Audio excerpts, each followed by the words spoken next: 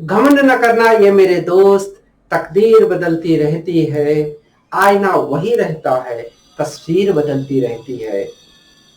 यहाँ पर इस किसी फेमस शायर ने इस शायरी को कहा था। इस शायरी का मतलब है कि कभी हमें पर घमंड नहीं, खुद पे घमंड नहीं करना चाहिए।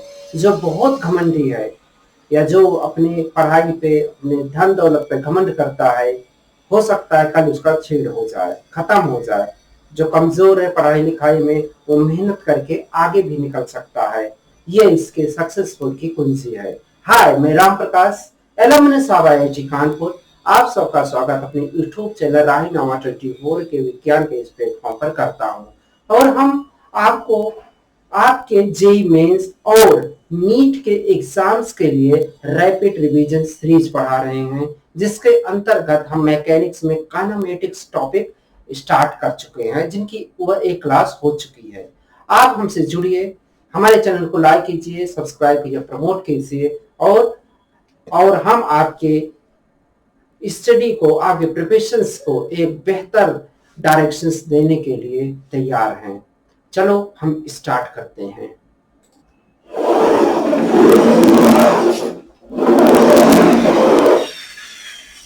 आप देख रहे होंगे अभी ये पहिया नाच रहा है। आप देख रहे होंगे हमने आपको खेल सिखाया नहीं, खेल नहीं सिखाया। हमने क्या किया, पहले धीरे धीरे धीरे धीरे से, इसका मतलब हुआ कि इसकी वेलोसिटी चेंज हो रही है।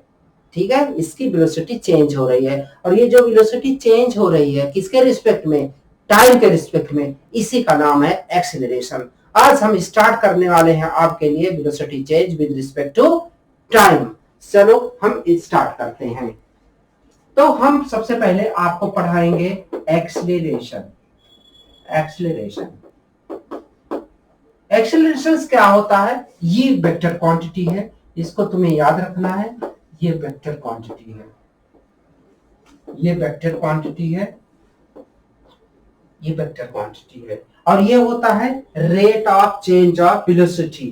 तो rate of change of velocity, change of velocity with respect to time, with respect to time, इसे कहते हैं बेटा एक्सीलरेशन। और इससे जो है इस्तेमाल इसे लिखते हैं। तो अभी हम एवरेज एक्सीलरेशन की बात कर लेते हैं। तो ये एवरेज एक्सीलरेशन शॉर्ट में लिखते हैं। इसका मतलब होता है टोटल चेंज इन वेलोसिटी। तो ये है total change in velocity upon time interval, इसे कहते हैं एवरेज एक्सीलरेशन। जैसे मान लो, सपोज करो कि ये अभी हमने गाड़ी चलाया था ना, इस रोड पे गाड़ी चल रही है। सपोज करो कि यहाँ पर है गाड़ी जिसकी इनिशियल वेलोसिटी है सपोज करो v1, और ये है t1 टाइम पर, और थोड़ी देर के बाद ये यहाँ पर पहुंचा, और यहाँ पर इसकी वेलोसिटी होगी v2, और ये टाइम इंटरवल हो गया t2। ओके, तो चेंज इन वेलोसिटी क्या हो जाएगा, v2 माइनस v1। तो average acceleration a average equal to v2 minus v1 upon t2 minus t1, ये हो जाएगा एवरेज एक्सीलरेशन। अभी ये करेक्ट नहीं है, बिकॉज एक्सीलरेशन कौन सी क्वांटिटी है, एक्सीलरेशन एक वेक्टर क्वांटिटी है। तो हम यहाँ पर एक वेक्टर लगाएंगे, वेलोसिटी वेक्टर है या वेक्टर। अब दिस इज द करेक्ट, ये एवरेज एक्सीलरेशन हुआ। क्लियर। अब हम देखो, सपोज करो कि कोई ऑब्जेक्ट मूव कर रहा है, ऐसे मूव कर रहा है, और कुछ इस तरीके से कर पर मूव कर रहा है। यहाँ पर जब है तो उसकी वेलोसिटी सपोज करो v1 है, और ये टाइम है t। बहुत स्मॉल टाइम में चेंज होता है, जैसे ये रहा, देख ये तो ये रहा। तो इस पर है v1 और इस पर टाइम t1 है, और ऐसे गया तो v2 हो गया, और ये टाइम t2 हो गया। तो इस केस में सपोज करो कि यहाँ पर ये v2 है और टाइम यहाँ पे t2 है। Very very very very very important. और हंसना, सोना, रोना, धोना सब बंद। चाय कॉफी पीते रहो और पढ़ते रहो। मैं कॉफी बहुत पीता हूँ इसलिए। तो B1 है, ये B2 है, टाइम T1 है यहाँ पर, और यहाँ पर T2 है। तो इसको हम ऐसा बेटा लिख सकते हैं, सपोज करो कि B इक्वल टू है B, B1 इक्वल टू है V, और थोड़ा चेंज किए किसमें, टाइम में, तो वेलोसिटी में भी थोड़ा सा चेंज आया, तो वो थोड़ा सा चेंज को हमने B2 कहा, और ये B प्लस डेल्टा V है। जैसे 1 और 1 प्लस 0.01 ऐसा। और वैसे T1 को सपोज करो T है, और इससे जो है सपोज करो T प्लस डेल्टा T है। तो यहां जो एक्सेलरेशन होगा ना, A इक्वल टू हो जाएगा change in velocity B plus delta V minus B upon T plus delta T minus T। ये कैंसल, ये और ये कैंसल, तो यहाँ से A बराबर एक्सेलरेशन हुआ डेल्टा V अपान डेल्टा T। और ये जो तुम देख रहे हो ना, ये एवरेज एक्सेलरेशन है, एवरेज एक्सेलरेशन है। अब हम दूसरा इंस्टेंटेनियस एक्सेलरेशन देखते हैं। तो इंस्टेंटेनियस, चलो यहीं पे लिख देते हैं थोड़ा सा, instantaneous acceleration. Instantaneous acceleration, instantaneous acceleration होता क्या है कि acceleration at any particular time. जैसे हम ऐसे जवाब, जैसे यहां से बोर्ड से हमने स्टार्ट किया चेंज इन वेलोसिटी, तो तुमने पूछ लिया सर अगर इस पॉइंट पर पहुंचा, देखो यहां से यहां तक 10 सेकंड लग रहा है, किसी पर्टिकुलर सेकंड पर, किसी पर्टिकुलर इंस्टेंट पर अगर तुमसे पूछा गया कि एक्सेलरेशन क्या है, तो उसे कहते हैं इंस्टेंटेनियस एक्सेलरेशन। क्या कहते हैं? इंस्टेंटेनियस एक्सेलरेशन कहते हैं।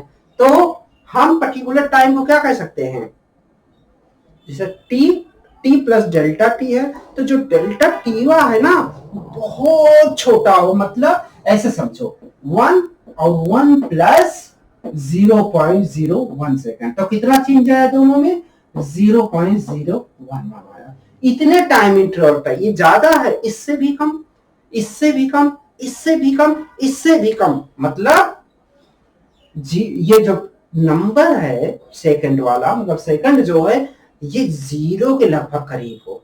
और 0 के करीब कौन सी संख्या हो सकती है, तुम सोच भी नहीं सकते 0 करीब कौन हो सकती।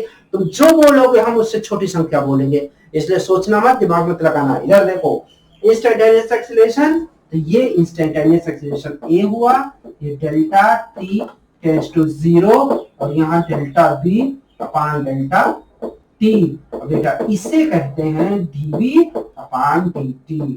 डिफरेंशियल फॉर्म में इसे कहते हैं dv अपान dt। मतलब ये a equal to dv upon dt, ये इंस्टेंटेनियस एक्सेलरेशन हुआ। तो इसे तुम्हें याद रखना है, बहुत इंपॉर्टेंट फार्मूला है। अब तो कुछ चीजें और याद रखो।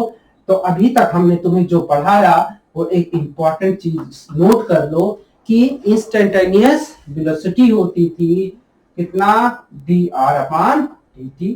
अगर वेक्टर है तो यहाँ वेक्टर लगा देंगे, वेक्टर है नहीं, वेक्टर है ही। फिर instantaneous acceleration a equal to, अभी देखा तुमने, dv अपान dt हो गया।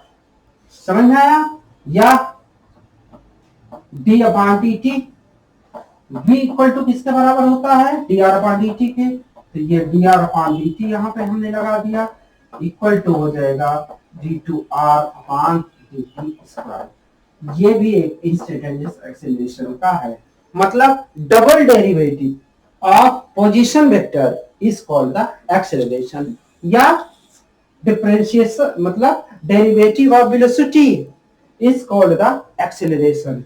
Derivative of velocity with respect to time is called the acceleration. तो ये तुम्हें ये तीन फार्मूले याद रखने हैं। अभी एक फार्मूला और जुगाड़ू फार्मूला है, a इक्वल टू ये dv अपान dt है, इसको हम dr अपान dr से मल्टीप्लाई और डिवाइड कर लिए। अगर 3d है तो, और हम 1d की बात कर रहे हैं तो 1d में इसको x मान लो, इसको x मान लो, ये हो गया वन डायमेंशन।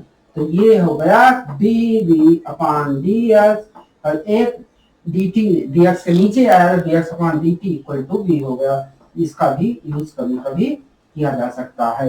तो ये इंस्टेंटेनियस एक्सीलरेशन हो गया। अब हम एक बहुत अच्छा सा क्वेश्चन लेते हैं और आपको समझाते हैं और आपको समझ में आएगा। तब तक आप एक बार इसे देख लो।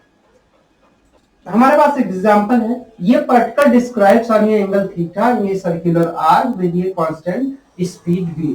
तो स्पीड बेटा क्या है, इसकी कांस्टेंट है। Find change in velocity of the particle, average acceleration of the particle during the motion on curve. और ये जो है ये क्वेश्चंस है। इसका मतलब है कि ऐसे ऐसे पार्टिकल घूम रहा है सर्कुलर पाथ पे, और किसी भी टाइम पर वो कैसे था हम आपको एक वेक्टर से दिखाते हैं। जैसे कोई पार्टिकल है वो घूम रहा है ऐसे ऐसे, तो पहले ये ऐसे था, मतलब स्पीड ऐसे थी, फिर ऐसे हो जाएगी इस तरीके से। तो यहाँ पर अभी हम दिखाते हैं आपको। तो कुछ कुल मिला करके सॉल्यूशंस पे हम आते हैं। सॉल्यूशंस पे तो इस तरीके का सर्कल है और ये इसका सेंटर है, सर्कुलर आर्क बोल सकते हो। और ये यहाँ से इधर की साइड इसकी वेलोसिटी v1 है। हमेशा अगर कोई पार्टिकल सर्कल पे घूमता है तो उसका जो वेलोसिटी होती है उसके टेंजेंट के डायरेक्शंस में होती है। और ये एंगल है थीटा, यहां से पॉइंट ए से बी तक पहुंचा तो इस पॉइंट पर इसकी वेलोसिटी होगी v2। और ये एंगल कितना बना रहा है, थीटा सस्टेन कर रहा है। हमें क्या निकालना है, सबसे पहले निकालना है, तो हमें क्या निकालना है, हमें निकालना है the particle during the motion. पहले निकालना है चेंज इन वेलोसिटी। तो देखो बेटा ये एंगल है थीटा।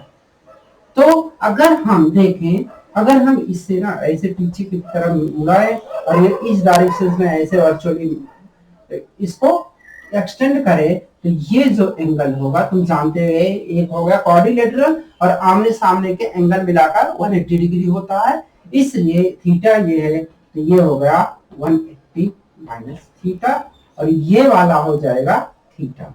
तो एंगल बिटवीन v1 और v2 कितना हुआ v1 और v2 के बीच में हुआ theta.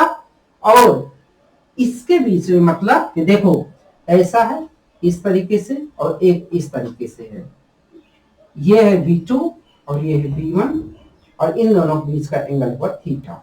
Be careful about that. तो सबसे पहले हमें निकालना है चेंज इन वेलोसिटी।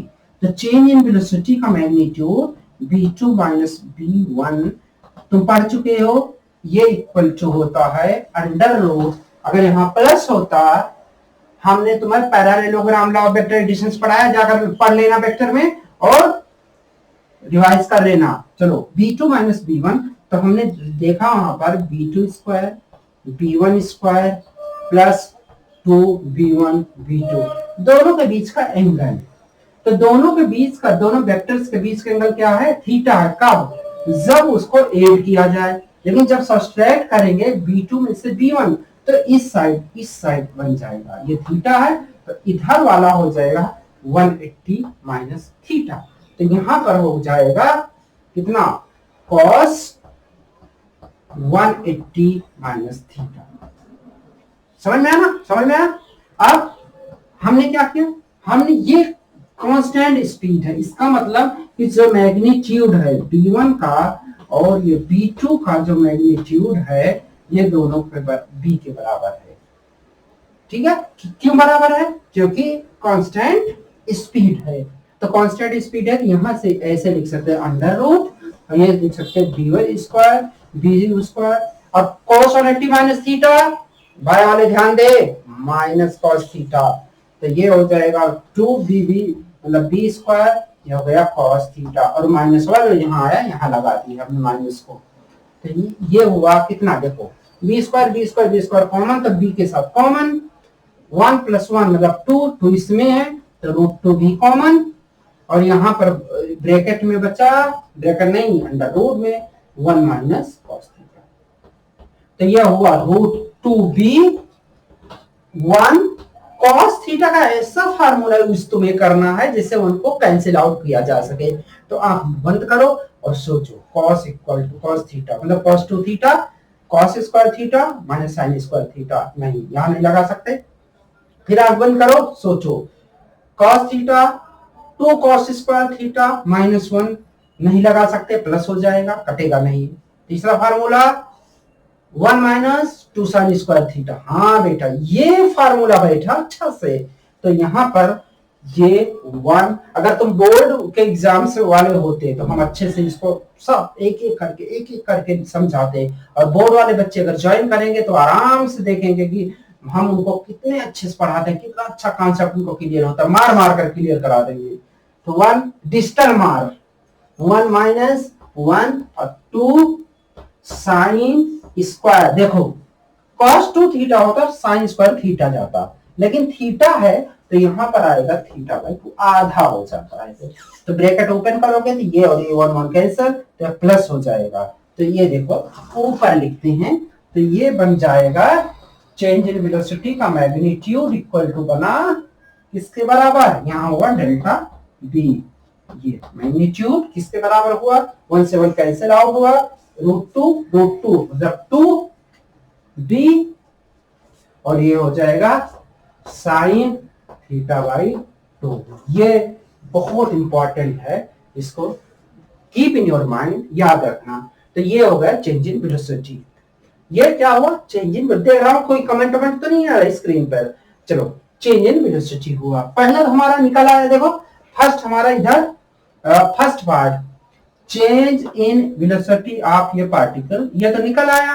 अब हमें निकालना है average acceleration of the particle during the motion. Average accelerations निकालना है मोशंस के दौरान। चलो हम फिर दूसरा बी वाला पार्ट देखते हैं। तो बी पार्ट पर एवरेज एक्सीलरेशन निकालना है, एवरेज एक्सीलरेशन निकालना है, क्लियर। तो एवरेज एक्सीलरेशन कैसे निकालेंगे, सोचो। Average acceleration change in velocity into time interval होता है। तो हम पहले ए यहाँ एवरेज लिख लो, चेंज इन वेलोसिटी मैग्नीट्यूड हम निकाल चुके हैं अपॉन टाइम इंटरवल या टाइम टेकन। तो पहले हम टाइम निकालेंगे, टाइम इक्वल टू होता है डिस्टेंस अपॉन स्पीड होता है, डिस्टेंस। अब डिस्टेंस का देखो, ये गोल गोल गोल गोल गोल चल रहा है, अगर हम डिस्प्लेसमेंट करते तो ये से दूरी लेते, नहीं डिस्प्लेसमेंट नहीं लेना, क्या लेना है, डिस्टेंस लेना है। तो ये आर्क लेगी बेटा, आर्क। तो ये हो गया ए बी, ऐसे आर्क ए बी, और टाइम कितना लगा, टाइम सपोज करो ए से बी तक लगा कितना, ए बी, तो यहां लिख देते हैं ए बी, और स्पीड इसकी है बी। और आर्क इक्वल टू होता क्या है, क्या होता है आर्क इक्वल टू, सोचो। यहां पे देखो, यहां दिख रहा है तुम्हें, यहां दिख रहा है, हाँ, यहां पर हम लिख देते हैं एक छोटा सा फार्मूला, और तुम्हें दिखेगा, हम देख रहे हैं स्क्रीन पर, दिख रहा नहीं। तो आर्क इक्वल टू होता है, मतलब एंगल, ध्यान देना, एंगल इक्वल टू होता है आर्क अपॉन रेडियस। ऐसे हमने छोटी क्लासेस में याद किया था, ऐसा तुम भी याद कर लो, आर्क अपॉन रेडियस। तो R equal to angle into radius होगा। तो आर्क इक्वल टू एंगल कितना, थीटा है, रेडियस कितनी है बेटा, रेडियस इस सर्कुलर पाथ की है आर, गिवन है। तो ये होगा theta R, clear. Circular path जो है उसकी रेडियस कितना है, सर्कुलर आर थीटा है, रेडियस जो है ये है आर अपॉन बी। ये तो टाइम हो गया। अब average acceleration, A average equal to कितना हो जाएगा, थी। अब यहां से वैल्यू सब्स्टिट्यूट कर दो, ये हो गया 2b sine theta by 2 upon theta R upon B. तो यहां से तुम लिख सकते हो, इसे दिख रहा है, यहां से लिख सकते हो 2b स्क्वायर, ये हो गया sine theta upon 2 upon theta R, ये हो गया एवरेज एक्सीलरेशन। ये हो गया 2b square sine theta by 2 upon theta R, ये हो गया एवरेज एक्सीलरेशन। यहां से कुछ दिख रहा है तुम्हें। अब देखो, अगर पूरा 180 डिग्री या घूम जाए, ऐसे 180 डिग्री घूम जाए, तो जब 180 डिग्री घूमेगा तो थीटा कितना हो जाएगा, 180 डिग्री। तो 180 डिग्री अपॉन 2, 180 डिग्री अपॉन 2 कितना होगा 90। तो ये 90 हो जाएगा, समझ में है ना, 90 हो जाएगा। यहाँ v स्क्वायर और यहाँ 90, ऐसे वैल्यू सब्स्टिट्यूट करके निकाल सकते हो तुम। लेकिन हमको क्या चाहिए, हमें इंस्टेंटेनियस से, जिससे मान लो कि कितना है थीटा टेंड्स टू 0, मतलब थीटा बहुत स्मॉल है, तो जो एक्सेलरेशन होगा उसे सेंट्रीपिटल एक्सेलरेशन कहते हैं। तो ये हो जाएगा सेंट्रीपिटल एक्सेलरेशन, ये सेंट्रीपिटल एक्सेलरेशन। तो इसमें से a इक्वल टू c लिख दें। अब यहाँ पे b square sine theta by 2, नीचे यहाँ पे थीटा टू ले आए, यहाँ पे r लिख दे, और limit theta equal tends to 0 दिख रहा है। हाँ, तो ये देखो ये वाली वैल्यू 1 के बराबर आ जाएगी, 1 के बराबर आ गई तो कितना होगा b स्क्वायर अपॉन r। तो यहां से हुआ AC equal to b square upon r। ये स्पेशल केस है, याद रखना, सेंट्रीपिटल एक्सीलरेशन। तो ये ऐसे हम इसको सॉल्व कर सकते हैं। आशा करता हूँ आपको पसंद आया होगा। अब हम अगले क्वेश्चंस पे चलते हैं और अच्छे से समझाते हैं। वो बहुत इंपॉर्टेंट क्वेश्चंस है बेटा, एक बार तुम स्क्रीनशॉट ले लो, एक बार देख लो इसको अच्छे से, फिर हम अगले क्वेश्चन पर आते हैं।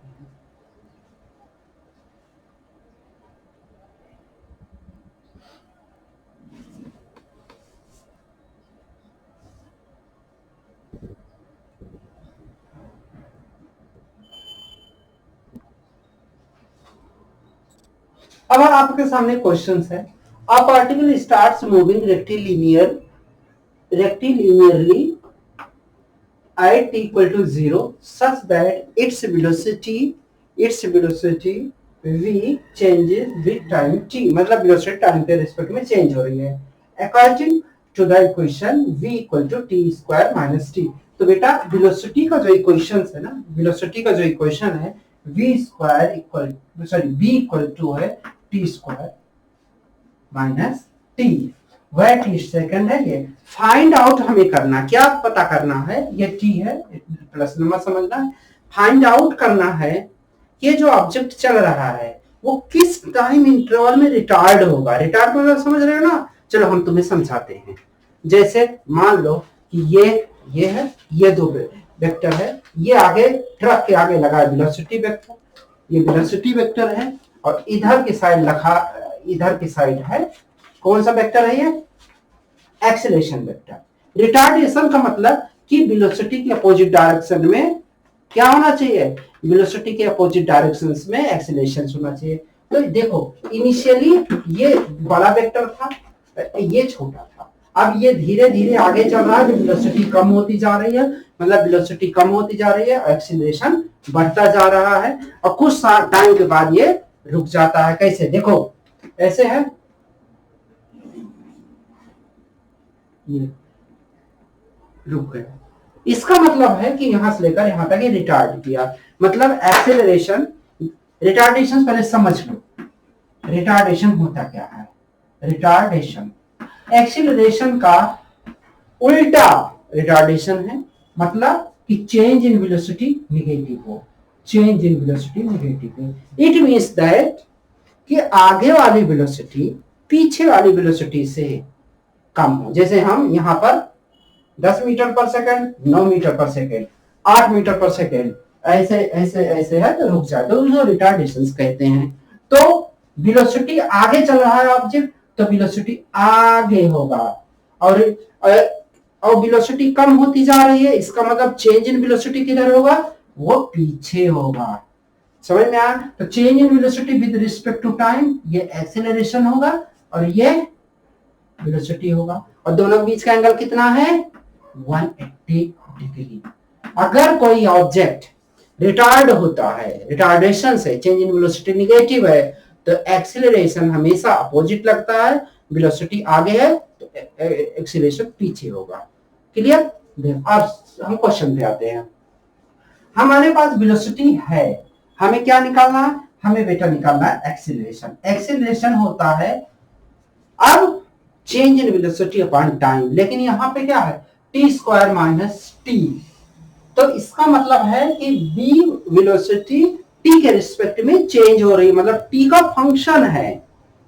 तो हमें एक्सेलरेशन कौन सा चाहिए? इंस्टेंटेनियस एक्सेलरेशन चाहिए। तो इंस्टेंटेनियस एक्सेलरेशन निकालते हैं dv अपॉन dt से। ये dv ये इक्वल टू हो गया किसके? d अपॉन dt, और ये हो गया t स्क्वायर माइनस t, और इससे सॉल्व करोगे t स्क्वायर का डिफरेंशिएशन t के रिस्पेक्ट में 2t टूटना वाला नहीं, 2 इंटू टी। ऐसे देखो d अपान dx x की पावर n है, इसको रट लो। जो जिसको नहीं आता, बायो ग्रुप वाले जो मैथ्स बैकग्राउंड से नहीं है, तो उसको इसको आना चाहिए। डिफरेंशिएशन कम करता है, एक पावर कम करके आता है अगला टर्म। तो ये 2, अब 2t, टी स्क्वायर का t के रिस्पेक्ट में 2 इंटू टी माइनस t का t के रिस्पेक्ट में 1, और ये हो गया एक्सेलरेशन। क्लियर? अब हमारे पास ये वेलोसिटी आ गई, और ये जो है a equal to 2t minus 1, ये एक्सेलरेशन आ गया। हमें क्या अब आगे चाहिए? फिजिक्स में सबसे पहले क्वेश्चन समझो। अगर क्वेश्चन में समझ में आ गया तो कम से कम 50% आपकी प्रॉब्लम सॉल्व हो गई। समझ में आया? तो अब देखो, हमको निकालना है find the time interval in which particle is retard. Particle किस टाइम इंटरवल पे रिटार्ड होता है, ये निकालना है। तो देखो, अब हम चलते हैं अपने कॉन्सेप्ट पर। वेलोसिटी आगे है, एक्सेलरेशन पीछे है, तो दोनों के बीच का एंगल कितना है? 180 डिग्री। तो हमको रिटार्डेशन चाहिए, टाइम किस टाइम रिटार्ड होता है ये चाहिए। तो इसके लिए एक कॉन्सेप्ट का यूज करेंगे, ध्यान से सोचना। क्या सोचो जरा, 1 मिनट सोचो, कोई ये क्वेश्चन सोचो और कोई ऐसा कॉन्सेप्ट सोचो जैसे ये सॉल्व हो जाए। तो ये कैसे सोचोगे? ध्यान से सुनो। अब हमको कोई कॉन्सेप्ट से, देखो इधर हमें सोच लिए ना, एक्सेलरेशन और वेलोसिटी का डॉट प्रोडक्ट क्या होगा। इधर इसका क्या होगा प्रोडक्ट? इसका प्रोडक्ट हमेशा, अगर इस क्वेश्चन में देखा जाए कि वेलोसिटी आगे है, वेलोसिटी आगे है, वो आ रहा है, तो ये ए डॉट बी, ये जो है vector A dot B equal to होता है A B cos theta. Clear? Theta क्या है? 180 डिग्री। तो कॉस 180 की वैल्यू क्या होती है? कॉस 180 की वैल्यू होती है -1, तो यहाँ पे माइनस है। इसका मतलब है कि अगर ए वेलोसिटी इधर है राइट डायरेक्शन में, एक्सेलरेशन उसके अपोजिट है, और दोनों का 180 डिग्री एंगल बनेगा, जानते ही हो, तो ये लेस देन 0 आता है। याद रखना, डॉट प्रोडक्ट इसका 0 आता है। और डॉट प्रोडक्ट तुमको पता है कि ए बी ये होता है, तो ये डॉट प्रोडक्ट होगा ए बी कॉस जो भी है 180 डिग्री, ये हमेशा लेस देन 0 आएगा। इट मींस दैट कि वेलोसिटी एक्सेलरेशन कितना है? 2t माइनस 1, वेलोसिटी कितना है? t square minus t less than 0। तो देखो यहाँ t कॉमन कर सकते हो, तो t कॉमन ले लो, तो t माइनस 1 और ये 2t माइनस 1, ये एक संबंध आ गया, रिलेशनशिप आ गया। समझ में? ये रिलेशनशिप आ गया। अब हम इसी रिलेशनशिप की मदद से, सहायता से हम रीजनिंग फाइंड आउट करेंगे, और उस रीजनिंग में हम पता करेंगे किस इंटरवल में वो रिटार्ड होगा। देखो, टी तो कभी 0 हो नहीं सकता, क्योंकि टी जो है, सॉरी, टी निगेटिव नहीं हो सकता क्योंकि टी टाइम है, तो T never negative, never negative. लेकिन ये रिलेशन तो ट्रू है ना, तो इसका मतलब हुआ t minus 1, 2t minus 1 less than 1, less than 0 ना, सॉरी लेस देन 0। इसका मतलब है इन दोनों का मल्टीप्लीकेशन लेस देन 0 होना चाहिए। तो देखो, यहां पर दो है, ए और बी मान लो, तो इन दोनों को मतलब ऐसा समझो, एक है ए और बी, इन दोनों का मल्टीप्लीकेशन 0 से छोटा है, मतलब निगेटिव नंबर है, ध्यान से सोचना। तो यहां पर क्या हो सकता है, ए और बी दोनों निगेटिव नहीं हो सकते, ना दोनों पॉजिटिव हो सकते हैं, इसमें से एक को निगेटिव होना पड़ेगा। तो केस 1 बनेगा बेटा कि या तो ए निगेटिव है या तो बी निगेटिव है, लेकिन एक बार में एक ही निगेटिव है। तो केस 1 बनता है कि मान लेते हैं हम t माइनस 1 लेस देन 0 है, एक निगेटिव हो गया, तो दूसरा क्या बनेगा, and 2t minus 1 greater than 0 होगा। इसका मतलब हुआ t लेस देन 1 है and 2t minus 1 greater than, इसका मतलब हुआ कि t ग्रेटर देन 1/2 है। ये पहला, इसका ये मतलब हो, मान लो ऑब्जेक्ट चल रहा है, यहां से स्टार्ट किया, तो यहां पर आधा सेकंड बचा, आधा सेकंड, यहां पर 1 सेकंड में पहुंचा, और यहां पर 2 सेकंड हुआ, और यहां पर जो है 0 से स्टार्ट हुआ। तो टी मतलब टाइम आधा सेकंड से ज्यादा है, ये आधा सेकंड है, आधा सेकंड से ज्यादा है, इसका मतलब कि इधर है, टी का आधा सेकंड यहां पहुंचा, यहां से इधर है, और 1 सेकंड से कम है, तो 1 सेकंड से ये कम है। तो ये वाला इंटरवल जो होगा, इसमें ना अगर ऐसा है, सब कुछ ऐसा है, तो ये वाला ट्रू होगा। तो in this interval, in this interval particle will retard करेगा, ये ट्रू है, समझ में ना, ये रिटार्ड करेगा इन दिस इंटरवल। अब हम इसी के, ये रिटार्ड करेगा, अब हम इसी में केस 2 देख लेते हैं। लो बेटा केस 2 ले ले, केस 2 देख लेते हैं। केस 2 में क्या है, हमने बताया था कि केस 1 में हमने t माइनस 1 को लेस देन 0 माना, मतलब क्या हुआ, लेस देन 0 माना। तो यहां पर हमने अब दोबारा क्या कर दिया, t माइनस 1 को लेस देन नहीं ग्रेटर देन 0 माना, एंड इसको 2t माइनस 1 को क्या मान लिया, लेस देन 0, क्योंकि हमेशा देखो मतलब 2 गुणे 3 है, और ये 0 से छोटा, मतलब कोई निगेटिव आ रहा है नंबर, तो क्या करना पड़ेगा, या तो 2 निगेटिव होगा या 3 निगेटिव होगा, दोनों एक साथ निगेटिव नहीं हो सकता है, याद रखना इसे, निगेटिव दोनों एक साथ नहीं हो सकता है। तो यहां पर क्या कर सकते हैं, t ग्रेटर देन 1 एंड यहां से देखो मतलब t ग्रेटर देन 1 सेकेंड, और यहां से देखो 2t माइनस 1 लेस देन 1, मतलब 2t लेस देन 1, मतलब t लेस देन 1। इसका मतलब क्या है, तो अब ये हुआ t greater than 1 second and less than 2t, ये तो t लेस देन 1। इसका ये मतलब हो, मान लो यहां से चलना शुरू करे, यहां पहुंचा 1, यहां पहुंचा 2 सेकेंड, ये सेकेंड है, ये सेकेंड है, t ग्रेटर देन 1 सेकेंड, मतलब कि इस क्षेत्र में, इस रीजन में, समझ में आया ना, इस क्षेत्र में, और t less than half, less than half का मतलब यहां पर आधा होगा इस क्षेत्र में। इसका मतलब कि पार्टिकल ऐसे, मतलब पार्टिकल ऐसे चल रहा है, मान लो ऐसे चल रहा है, ऐसे चल रहा है, यहां रिटार्ड किया, फिर यहां तेज हुआ, फिर यहां रिटार्ड किया। इसका मतलब वो ये जो टर्मिनोलॉजी है ना, ये वाला टर्म, ये पूरी तरीके से मिसिंग है, ये टर्मिनोलॉजी पूरी तरीके से मिसिंग है। तो इसका मतलब है कि ये फिजिक्स के पॉइंट ऑफ व्यू से एक्सेप्टेबल नहीं है, एक्सेप्टेबल नहीं है।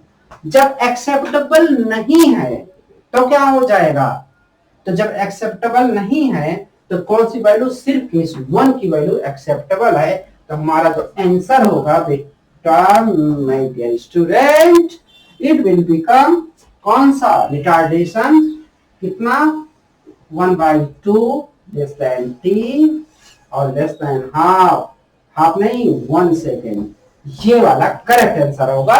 ये क्वेश्चन जेईई मेंस में आ चुका है, ये क्वेश्चन जेईई मेंस में आ चुका है, ये करेक्ट होगा, इसे तुम्हें याद रखना है।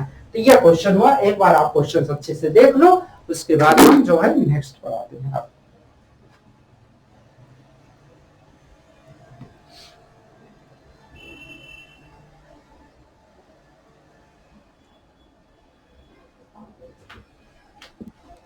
हाँ बच्चों,